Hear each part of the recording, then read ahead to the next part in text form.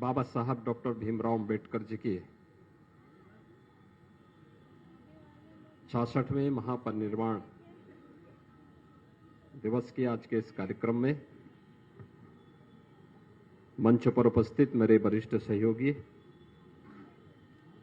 श्रम और सेवायोजन मंत्री श्री स्वामी प्रसाद मौर्य जी, प्रदेश के विधि और न्याय मंत्री श्री ब्रजेश पाठक जी, उत्तर प्रदेश अनुसूचित जाति वित्त एवं विकास निगम के अध्यक्ष डॉक्टर लालजी प्रसाद निर्मल जी,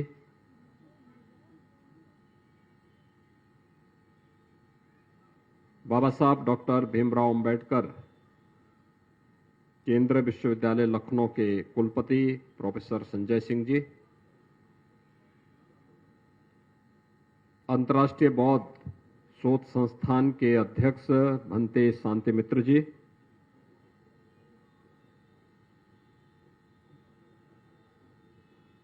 अनुसूचित जाति आयोग के अध्यक्ष डॉक्टर राम बाबू हरीश जी, अनुसूचित जाति वित्त एवं विकास निगम के उपाध्यक्ष श्री विश्वनाथ जी, अंबेडकर महासभा के अध्यक्ष प्रोफेसर राम नरेश चौधरी जी, उपाध्यक्ष श्रीमती बीना मौर्य जी, महामंत्री श्री अमरनाथ प्रजापति जी, कोषाध्यक्ष डॉक्टर सत्या दोहरे जी, आज के इस कार्यक्रम में यहां पर उपस्थित सभी बौद्ध भिक्षुगण, अंबेडकर महासभा से जुड़े हुए सभी पदाधिकारीगण और बाबा साहब भीमराव अंबेडकर के सभी उपस्थित अनुयायी, उपस्थित भाइयों बहनों, बाबा साहब भीमराव अंबेडकर के महापरिनिर्वाण दिवस के अवसर पर मैं प्रदेश शासन की ओर से भारत माता के इस महान सपूत भारत रत्न बाबा साहब डॉक्टर भीमराव अंबेडकर को विनम्र श्रद्धांजलि अर्पित करता हूं। बाबा साहब भीमराव अंबेडकर ने इस देश को एक संविधान दिया। संविधान किसी भी संप्रभु संपन्न राष्ट्र के लिए एक मार्ग निर्देशिका होती है जो पूरे देश को एक व्यवस्थित मूल्यों के साथ आगे बढ़ने के लिए एक प्रेरणा प्रदान करती है। बाबा साहब भीमराव अंबेडकर ने संविधान में जिन बातों को उल्लेख करते हुए इसको बार बार कहा था कि आखिर मेरा आदर्श क्या है, यानी संविधान केवल एक पुस्तिका नहीं, एक ग्रंथ नहीं, भारत को क्या चाहिए और अनंत काल तक भारत को कैसे यह संविधान आगे बढ़ाएगा। तो उसमें उन्होंने जिन बातों का उल्लेख किया, केवल 3 शब्दों के आधार पर उन्होंने सब कुछ कह दिया। स्वतंत्रता, समानता और बंधुत्व इस संविधान का आदर्श होगा। अब याद करिए, भारत के संविधान ने देश को सम विषम परिस्थितियों में कैसे एक नई दिशा दी है। कुछ लोगों ने संविधान का गला घोंटने का प्रयास किया था इमरजेंसी के समय में, लोकतंत्र को रौंदने का कार्य किया था, लेकिन पूरा देश एकजुट होकर के जोरदार प्रतिक्रिया व्यक्त किया था, प्रतिकार किया था। और यही नहीं, हम लोग जब इन सब मुद्दों को देकर देखते हैं, आखिर एक समता मूलक समाज की स्थापना किए बगैर एक सशक्त और समर्थ भारत की परिकल्पना ही बेमानी होगी। और यही कारण है प्रधानमंत्री मोदी जी ने बार बार इन पर हमेशा ध्यान आकर्षित किया और उसके लिए सरकार ने कार्य भी किया। बाबा साहब भीमराव अंबेडकर जी के प्रति सम्मान का ही यह भाव है कि आज पूरा देश 26 नवंबर की तिथि को बाबा साहब भीमराव अंबेडकर के प्रति अपनी श्रद्धा को व्यक्त करने के लिए संविधान दिवस के रूप में मनाता है। बाबा साहब भीमराव अंबेडकर को आजादी के बाद जो सम्मान मिलना चाहिए था, पिछली सरकारों ने नहीं दिया। देश के प्रधानमंत्री के रूप में मोदी जी पहले प्रधानमंत्री हैं जिन्होंने इस देश के अंदर बाबा साहब भीमराव अंबेडकर की भावनाओं के अनुरूप भारत के निर्माण के लिए बिना भेदभाव के समाज के प्रत्येक तबके को शासन की कल्याणकारी योजनाओं के साथ जोड़ने का कार्य किया। बाबा साहब भीमराव अंबेडकर के जुड़े हुए 5 प्रमुख स्थलों को पंचतीर्थ के रूप में विकसित किया। और मैं अंबेडकर महासभा को इस बात के लिए धन्यवाद दूंगा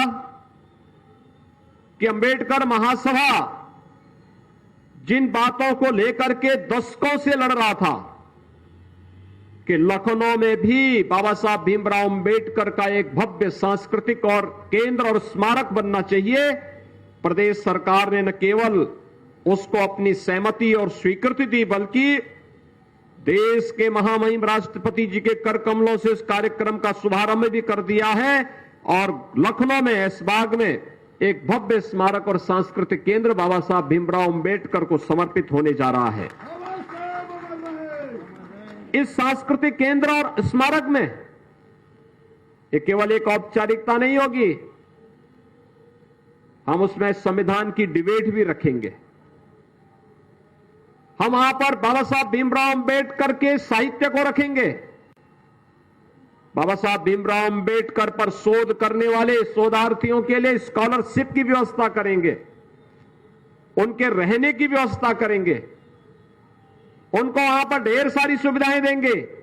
और अंबेडकर महासभा स्मारक समिति के साथ जुड़ेगा और इस कार्यक्रम को तेजी के साथ आगे बढ़ा करके बाबा साहब भीमराव अंबेडकर के आदर्शों के अनुरूप स्वतंत्रता, समानता और बंधुत्व के लक्ष्य को प्राप्त करने के लिए कार्य करेगा। भाइयों बहनों, आज आप देख रहे होंगे जिन बातों को लेकर के अंबेडकर महासभा ने पिछली बार यहां कहा था कि समाजवादी पार्टी के समय में अनुसूचित जाति, जनजाति और अन्य गरीबों को उनकी जमीनों से बेदखल किया गया और किया जा रहा था।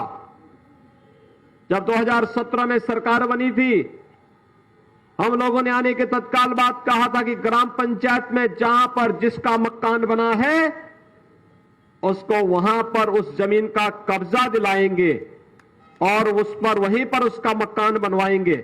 हम आभारी हैं प्रधानमंत्री मोदी जी के, जिन्होंने पूरे देश के अंदर प्रधानमंत्री स्वामित्व योजना लागू की है और अब तो घरौनी के माध्यम से भी हर एक व्यक्ति को ग्राम पंचायत की जिस भूमि पर जहां पर उसने अपना मकान या झोपड़ी रख ली है उस मकान और झोपड़ी का अधिकार उसको प्राप्त हो गया है। ड्रोन सर्वे किया जा रहा है। ड्रोन सर्वे के बाद ग्राम पंचायत की खुली बैठक होती है और खुली बैठक के आधार पर यह सुविधा दी जाती है। अब तक उत्तर प्रदेश में 22 लाख परिवारों को ऐसे कब्जे दिए जा चुके हैं। एक बड़ी क्रांति इसके माध्यम से आने जा रही है। स्वामित्व योजना, प्रधानमंत्री स्वामित्व योजना, हर गांव में यह अभियान चलाया जा रहा है। आज अनुसूचित जाति, जनजाति और अति पिछड़ी जाति से जुड़े हुए बच्चों की स्कॉलरशिप समय पर भेजी जा रही है। अब आश्चर्य करेंगे कि वर्तमान सत्र में हम लोग 68 लाख बच्चों को स्कॉलरशिप दे रहे हैं या शुल्क प्रतिपूर्ति देने जा रहे हैं। ये अनुसूचित जाति जनजाति के बच्चों की स्कॉलरशिप को रोकने का काम किसने किया था? 2016 में समाजवादी पार्टी ने कर दिया था। ये लगातार समाज को बांटने वाले लोग हैं, इनसे आप कोई विशेष उम्मीद मत करिए।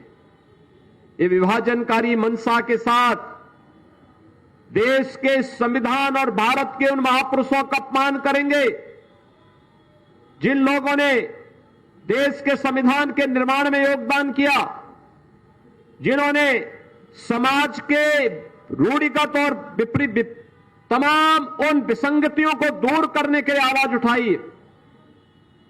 कुछ लोगों को अच्छा नहीं लगता और यही कारण है कि बाबा साहब भीमराव अंबेडकर के बारे में भी पिछली सरकारों में जो गलत टिप्पणियां होती थी, आज वे लोग अपने कृत्यों की सजा स्वयं भी भुगत रहे हैं। लेकिन यह देश बाबा साहब भीमराव अंबेडकर के प्रति कृतज्ञता ज्ञापित करते हुए भारत माता के इस महान सपूत के प्रति सदैव सदैव कृतज्ञता ज्ञापित करेगा। आज 66वें महापरिनिर्वाण दिवस के अवसर पर हम सब भारत माता की इस महान सपूत के प्रति उसी कृतज्ञता को निवेदित करने के लिए यहां पर इस स्मारक समिति के इस कार्यक्रम में यहां पर उपस्थित हुए हैं। मैं एक बार फिर से अंबेडकर महासभा को इस कार्यक्रम के लिए हृदय से साधुवाद देते हुए उन्हें आश्वस्त करता हूं कि बाबा साहब भीमराव अंबेडकर के जिस मिशन को लेकर के अंबेडकर महासभा कार्य कर रही है, प्रदेश सरकार लगातार उन कार्यक्रमों के लिए, उन मूल्यों के लिए कार्य करेगी। आप सबके प्रति मैं हृदय से अपनी शुभकामनाएं देता हूं और बाबा साहब भीमराव अंबेडकर के समाज और राष्ट्र को दिए गए उन बहुमूल्य आदर्शों के प्रति उन्हें विनम्र श्रद्धांजलि अर्पित करते हुए अपनी वाणी को विराम देता हूं। धन्यवाद। जय हिंद।